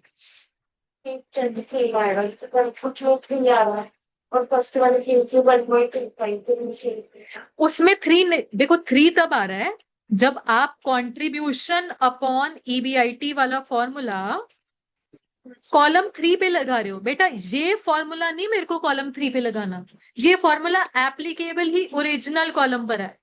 now what is my original column? 10,000 वाला। मुझे 10,000 वाले की फिगर्स बताना मनस्वी। कंट्रीब्यूशन कितनी है? बच्चे रिक्वेस्टिंग साइलेंस प्लीज, अपना अपना काम करेंगे। और ईबीआईटी कितना आ रहा है मनस्वी कॉलम 1 में? 40,000। ये 1.25 आंसर आए, और ये 1.25 परसेंटेज चेंज वाला फॉर्मूला भी बता ही रहा, राइट? पॉइंट इज मुझे ये वाला फॉर्मूला किसी और कॉलम में अप्लाई करना अलाउड ही नहीं है, आंसर ही नहीं सेम आएगा। मैं आंसर किससे सेम आएगा? मैं सेम किसकी बात कर रही हूँ कि ऑपरेटिंग लीवरेज का ना बेटा एक और फॉर्मूला है, percentage change in EBIT upon percentage change in sales, इसका भी आंसर 1.25 आने वाला है। मैं इस आंसर सेम की बात कर रही हूँ कि दूसरा फॉर्मूला भी सेम ही आंसर देगा, बट ये सेम आंसर देने की शर्त क्या है? जहां के लिए आपने ये लगाया कंट्रीब्यूशन अपॉन ईबीआईटी, कौन से आउटपुट के लिए लगाया था? 10,000 यूनिट से, तो चेंज भी 10,000 यूनिट से ही मेजर कर लो। ठीक है, हम ये नहीं कह रहे हैं कि तीनों कॉलम्स में कंट्रीब्यूशन अपॉन ईबीआईटी लगा लो आंसर सेम आने वाला, नो, वो नहीं होगा कभी। कंट्रीब्यूशन अपॉन ईबीआईटी तीनों कॉलम्स में लगाना ही अलाउड नहीं है, ओरिजिनल कॉलम में ही लगेगा। हाँ जी, ये जो क्वांटिफिकेशन हो रही है ये फिक्स्ड कॉस्ट की वजह से हो रही है, ये कि वेरिएबल कॉस्ट कम हो रही है तो देखो वेरिएबल कॉस्ट आप ना भी कम करवाओ ना, अगर हम सिर्फ और सिर्फ फिक्स्ड कॉस्ट में चेंजेस करें तभी भी मैग्निफिकेशन वाली बात आ जाएगी। Why don't you try with some figure जहां पे you have kept variable cost as absolutely same, fixed cost बढ़ा दो, मैग्निफिकेशन परसेंटेज तब भी सेम आएगी। मैं एक बार मैं ही आपको प्रूफ कर देती हूँ, give me a second please. Let me talk about case 1, जिसमें मेरे पास ना सेल्स 10,000 की थी और वेरिएबल कॉस्ट लेटर से मेरे पास 6,000 का था, और कंट्रीब्यूशन मेरे पास जो आ रही है वो 4,000 की आ रही है। For me fix cost right now is 2,000 और मेरे पास ईबीआईटी कितना आ गया जी? 2,000। क्विकली सेल्स को 10% से ग्रो करवाओ, कितनी हो गई? 11,000 वेरिएबल कॉस्ट, 6,600 कंट्रीब्यूशन, 4,400, ये 2,000 और 2,400। मुझे मैग्निफिकेशन बताओगे बेटा, अगर ये 10% से ग्रो करा तो ये कितने से ग्रो कर रहा है? 20% से, 20% से, ओके। नो, मैं केस 2 की बात कर रही हूं जहां पर ओरिजिनली सेल्स 10,000 है, वेरिएबल कॉस्ट 6,000 ही रख लो, कंट्रीब्यूशन 4,000, मैंने ना फिक्स कॉस्ट यहां पर 3,500 कर दी। ठीक है, आपका ये मैंने देखो वेरिएबल कॉस्ट बिल्कुल सेम रखी है। ईबीआईटी मेरे पास कितना आ गया? 500। ना अब फिर से सेल्स को बढ़ा दो 10% से, 11,000, 6,600 और कंट्रीब्यूशन कितनी हो गई? 4,400। फिक्स्ड कॉस्ट 3,500 है, ईबीआईटी बताना बेटा। 900। ना अब मुझे ये मैग्निफिकेशन बताओगे? 400, 80%, 80%। I am talking about this fact, मैंने वेरिएबल कॉस्ट बिल्कुल सेम रखा है। फिर भी मेरा ईबीआईटी ज्यादा मैग्नीफाई हुआ है इधर, क्यों? Fixed cost. अगेन इधर वेरिएबल कॉस्ट तो अभी भी प्रोपोर्शनेटली 10% से बड़ा है। So presence of variable cost does not matter, क्योंकि उसने तो प्रोपोर्शनेटली ही बढ़ना है। जहां ज्यादा फिक्स्ड कॉस्ट है उधर ईबीआईटी में मैग्निफिकेशन ज्यादा देखने को मिल रही है। बात ये क्लियर हो गया जी? प्लीज। हाँ जी बच्चे, बुक में केस नंबर 2 मुझे बताओ, ओरिजिनल में आपने फॉर्मूला लगाया होगा कंट्रीब्यूशन अपॉन ईबीआईटी का। ओरिजिनल में कंट्रीब्यूशन कितनी है? 70,000। ईबीआईटी कितना है? 40,000। आंसर क्या आ रहा है? 1.75। सभी के पास आ रहा है 1.75 कंट्रीब्यूशन बाय ईबीआईटी करके। इसी ओरिजिनल से चेंज मेजर करो और फॉर्मूला लगाओ percentage change in EBIT upon percentage change in sales. अब ध्यान से देखो, सेल्स मेरी इंक्रीज हुई कितने परसेंट से? 20% से। ईबीआईटी कितने परसेंट से इंक्रीज हो रहा है? मेरे साथ साथ कैलकुलेटर पर देखो, कितने से इंक्रीज हो रहा है? रुपीज 14,000। कहां से? 40। तो 14,000 डिवाइडेड बाय 40 इंटू 100 कितना? 35%। तो ये बताओ 1.75 आ रहा है। ठीक है जी। अच्छा, इसी ओरिजिनल को पकड़कर चेंज मेजर करो यहां तक का। 10,000 यूनिट से सेल गिर गई 3,000 पर। कितने से सेल गिरी? अब बेटा जी ईबीआईटी का चेंज वेरी केयरफुली, +40 से -9 हो गया। तो 49,000 से गिरा, कहां से? 40,000 से। कितना आ रहा है ये? 122.5। So 122.5% divided by 70%, 1.75। तो अगर मैं आपसे पूछूं बच्चे, फिक्स्ड कॉस्ट कहां ज्यादा है? केस 1 या 2? केस 1 या 2? इसलिए मैग्निफिकेशन कहां ज्यादा देखने को मिल रही है। Hence the measure of risk which is called leverage का नंबर कहां ज्यादा देखने को मिल रहा है? केस 2। केस 1 में भी रिस्क है, लीवरेज उधर भी है बट कम है। केस 2 में जहां फिक्स कॉस्ट ज्यादा वहां लीवरेज भी ज्यादा। अब आप ये देखो, केस 1 में अगर आउटपुट बढ़ा था 20% से तो ईबीआईटी बढ़ा था 25% से। केस 2 में आउटपुट बढ़ा 20% से बट ईबीआईटी अब कितने से बढ़ा है? 35% से। सो ज्यादा मैग्निफिकेशन हो गई। ऐसे ही केस 1 में आउटपुट गिरा था 70% से तो ईबीआईटी कितने से गिरा था? 87.5। और यही केस 2 में जब आउटपुट वही 70% से ही हमने गिराया बट ईबीआईटी अच्छा खासा पॉजिटिव होता हुआ नेगेटिव में हो गया। तो यही फिक्स्ड कॉस्ट के होने का एक रिस्क है कि अच्छा खासा ईबीआईटी भी हमारा वाइप आउट हो सकता है। मोर the fixed cost more the risk. बात समझ में आ रही है जी थोड़ी थोड़ी? सो ये लीवरेज हम क्यों कैलकुलेट कर रहे हैं? अब देखिए, हमने फोरकास्ट डेवलप करने हैं अपने, राइट? तो लेट अस से हम बात कर रहे हैं कि we are targeting 20% growth in our output next year. But हम ना अलग अलग फोरकास्ट बनाते हैं, हम अलग अलग कॉलम्स बनाते हैं कि अच्छा व्हाट इफ 20% ग्रोथ होगी तो मेरे पास ईबीआईटी कितना चेंज होगा। What if I am targeting 40% growth in my output. या वर्स्ट के सिनारियो में भी जाते हैं, आउटपुट बढ़ तो नहीं रहा, कम हो रहा है। अच्छा अगर 5% से नीचे भी आउटपुट गिर गया तो क्या इंपैक्ट आएगा? अच्छा वर्स्ट के सिनारियो मेरा 25% से आउटपुट नीचे गिर रहा है तो क्या सिनारियो आ रहा है? अल्टीमेटली जी हम बार बार हर सिनारियो की इनकम स्टेटमेंट थोड़ी ना बनाएंगे। मेरे पास एक फॉर्मूला आ गया लीवरेज का, percentage change in EBIT upon percentage change in sales. मुझे पता है मेरे पास ओरिजिनल पॉइंट की लीवरेज क्या है। लेटर से भाई आप केस 1 की बताना कितनी आ रही थी आपके पास? 1.25। ये कॉन्ट्रीब्यूशन अपॉन ईबीआईटी करके मैंने निकाली हुई है। अब मेरे को कोई आके बोल दे अगर आपका आउटपुट ग्रो करता है 20% से, ईबीआईटी कितने से ग्रो करेगा? डायरेक्टली फॉर्मूला लगा सकते हैं। ऑपरेटिंग लीवरेज का एक फॉर्मूला क्या है? Percentage change in EBIT upon percentage change in sales. जब मुझे पता है मेरे ओरिजिनल पॉइंट की 1.25 है, आप कितने से भी सेल्स चेंज करी जाओ जी, 20% से सेल बढ़ा लो, परसेंटेज चेंज इन ईबीआईटी का आंसर आ जाएगा। कितना आ जाएगा? 25%। आप मेरे सामने आके बोल दो कि अच्छा अगर आपकी सेल 40% से ग्रो करती है तो आपका ईबीआईटी कितने से ग्रो करेगा? 40 इंटू 1.25, 50%। आप मुझे आके बोल दो, अच्छा अगर आपकी सेल गिर गई 5% से, गिर गई, तो ईबीआईटी भी गिरेगा कितने से? 6.25। एक ही फॉर्मूला से आपका रिवाइज ईबीआईटी को लेकर जानकारी मिलती रहेगी, तो हमको बार बार इनकम स्टेटमेंट नहीं बनानी। हमारी क्विक कैलकुलेशंस है फोरकास्ट को लेकर। If sales go down by let us say 10%, my EBIT will go down by 12.5%, अगर मुझे लीवरेज का नंबर पता है तो। ठीक है जी। सो कहीं ना कहीं ये कॉन्सेप्ट हेल्प करता है हमारे फिक्स्ड कॉस्ट को लेकर जो रिस्क आ रहा है उसको एनालाइज करने में।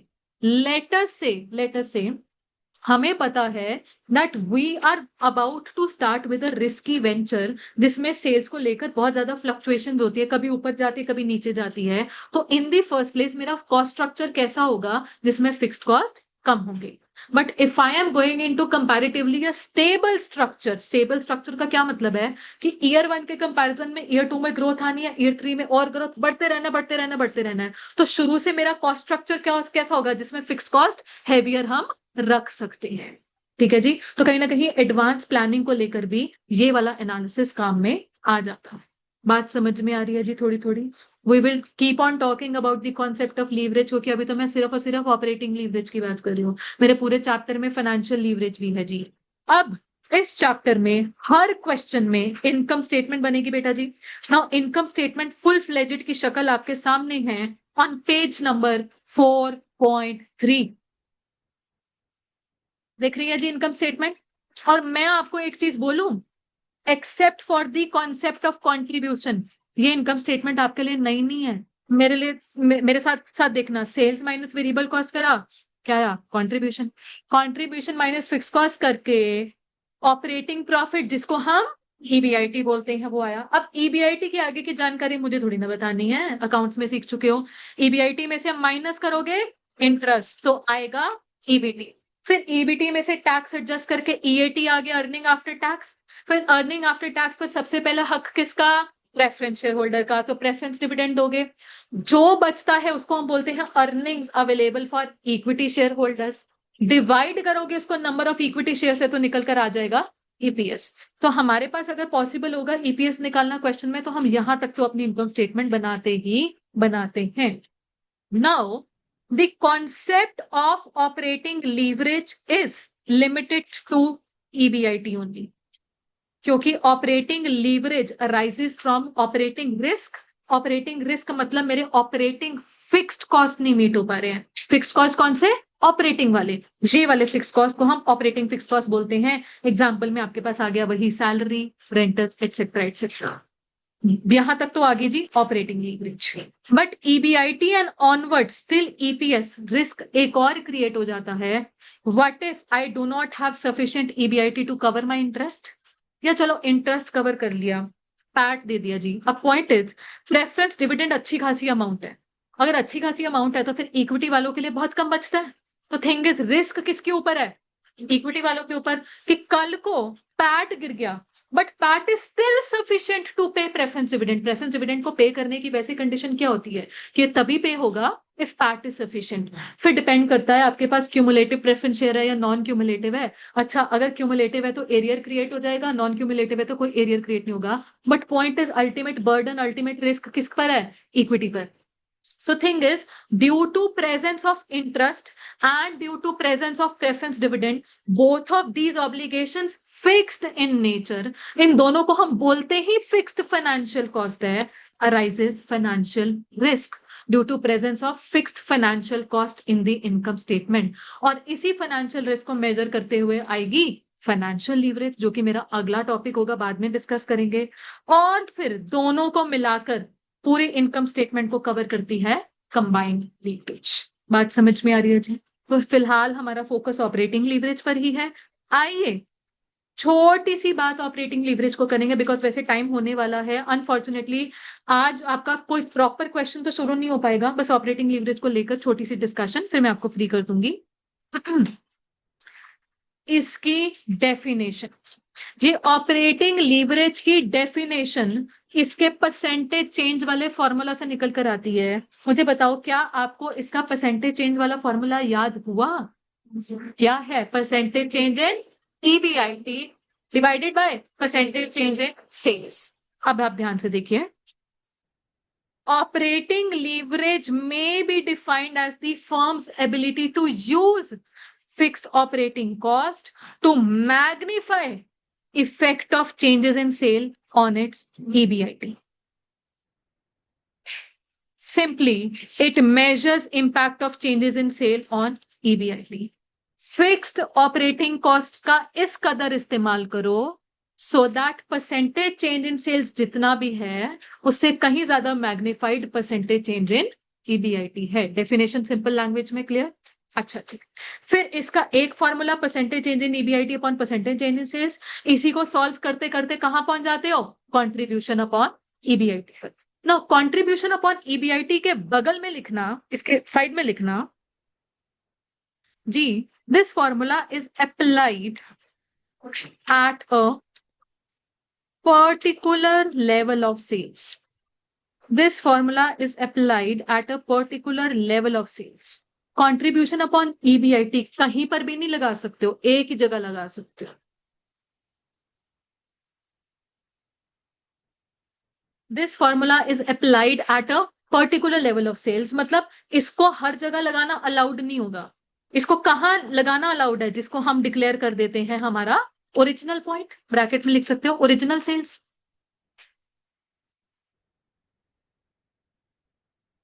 ठीक है जी। और फिर सेकंड फॉर्मूला में आ जाओ, परसेंटेज चेंज की बात है जी। परसेंटेज चेंज में लिखना changes are measured, changes are measured from original sales only. Changes are measured from original sales only.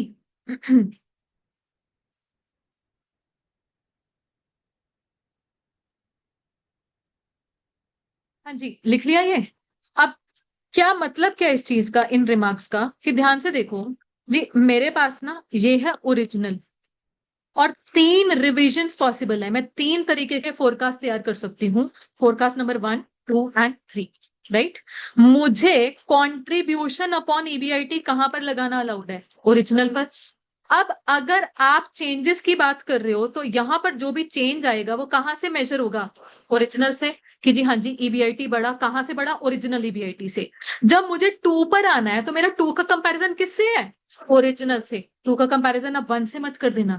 ऐसे ही मुझे जब 3 पर आना है तो 3 का कंपैरिजन किससे है? 1 से। तो चेंजेस मेजर करने के लिए हमेशा ओरिजिनल पॉइंट से ही शुरुआत होगी, बस इस चीज का ध्यान रख लेना।